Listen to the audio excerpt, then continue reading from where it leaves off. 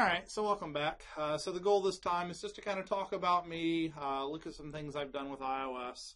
Hopefully by the end of this unit you've kind of got some idea of what iOS development looks like, kind of some of the ways you use Interface Builder, and just kind of a little sneak preview into some of that. So a little bit more about me. I live here in Terre Haute, Indiana. I have 3 kids, Bowen, Keegan, and McKinley. A couple little pictures of them. My wife's name is Christy. I was a student at Rolls-Holman, started here in '96. After Rolls-Holman, I went to get my PhD at Stanford, worked in biomechanics there, which has nothing to do with iOS development, but it was really a nice place to be for a while. I came back to Rolls-Holman in 2005, so I've been a professor here ever since. Other little factoids about me that I think are kind of neat is I've gotten to work at both Apple and Google. I'll talk a little bit more about that, but I was a contractor at Apple for a number of years, and then I did my sabbatical. I was out at Google for a year and a half, which is kind of fun. I also joked about this in another video, but you can rearrange these things and spell the word rose. I'm not sure what good that does you, but I thought it was kind of neat back when I first made that slide. Where was I when I worked at Apple? I was actually in the firmware development group, so I was in a building called Mariani 1. This is Infinite Loop. This is kind of the old Apple campus in Cupertino, California.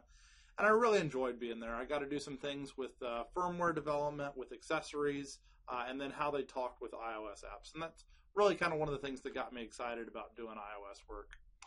Whenever I was at Google, I was out there for a year and a half. So I was in Mountain View, California. So I worked in building 45, which is kind of shown with the orange arrow here. We were right across the street from what used to be just the main Android building, which is kind of neat. If you've been there, there's like a sculpture garden here with all the Android sculptures and things like that. Whenever I was at Google, I did mainly web development things. I worked on a team called Google TV. I put together some things that would later be used for Chromecast. I also did a talk at Google I/O. I really enjoyed being at Google. As far as the two companies go, Google's just an amazing place to work, right? I'll just kind of let you infer the rest. So things that I really like to do is I really like to do web development. I think that that's a ton of fun. I love to do iOS development. I love to do Android development. And I love to make them all be the same, right? So you make a single app that you implement on the web, and then with Android and with iOS, and they all integrate and they talk to the same back end. So I like doing things with endpoints, Google Cloud Endpoints. That's the tool that I use to do back-end communication. And so this really kind of raises the question of why iOS development? Why choose this as far as the skill that's important to learn? I'm sure a lot of you have already made this choice. You're in this class, so you're excited about it. But I'll say that there really are a lot of options. Like there's Python if you just want to do some things to make some cool programs. Java, web development, Android. I mean, if you want to do iOS development, it requires a Mac, so you might need to buy a different computer if you're only a Windows person. It requires a $100 developer fee every year just to like be able to put things on a device or up on the stores. Android, I think, is like a $35 lifetime. So there's a lot of different negatives, and probably you don't know Objective-C, and you probably don't know Swift at all, right? The language has only been around for a little while. So, I mean, to be honest, I started off kind of learning things about Python. I made a lot of fun little programs with Python. Here's a little Tetris game, a little robot controller I made. This was in our CSSE 120 class. It was fun. I've taught it a couple times. Java's fun, too. We have a 220, a 230 class. I enjoyed taking those. I also took our OpenGL class, and I made some things with those.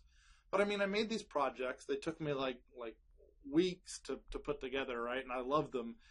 And to be honest, like the only people that saw them were me and then like the instructor, and that was kind of it. It was the two of us, right?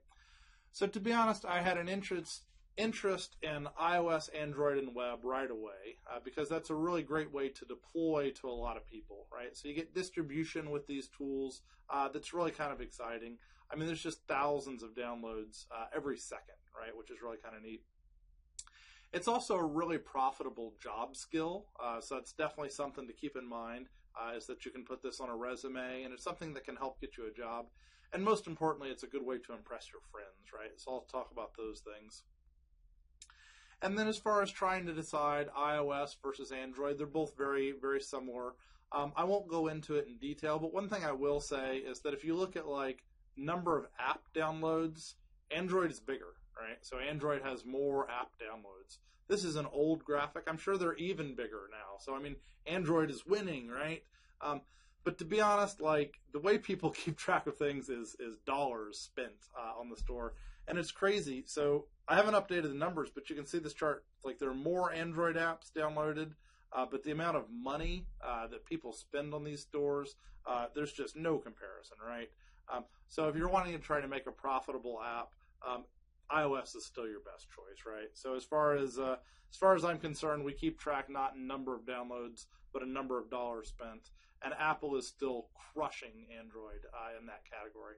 They're also crushing in terms of tablets. People love the iPad more than any of the Android tablets. I love Android, I do. I mean, I love Google as a company, but I just kind of want you to know the facts that people are still making a lot more money on the iOS store. So that's kind of it for this video, and kind of like one of the reasons I'm excited about iOS. Next time I'll kind of talk to you about the history of some things that I've done with iOS. See you then.